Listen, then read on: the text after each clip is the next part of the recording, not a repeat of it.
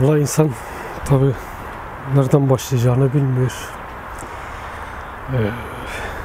14 yıldır hemen hemen 14 yıldır cezaevindeyim.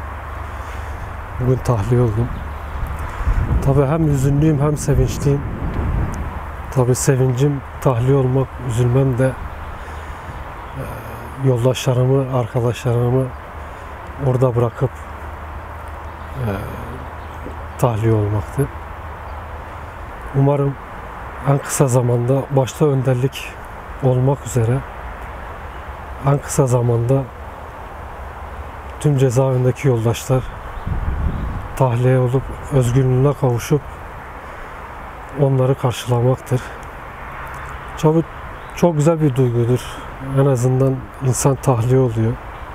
Dediğim gibi cezaevinde bir parçasını da bırakıyor en azından. Yoldaşlarına bırakıyor.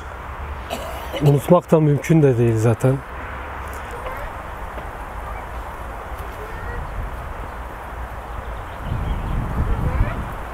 Şehit namren, şehit namren, şehit namren.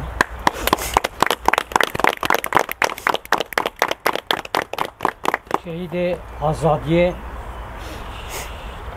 tücari namren hatani bu emsavın و حطاني كو أولاد مهبة أو شهيد ويبتلي مدبن شهيدين بتجاري نامرن شهيدين بدلي مدن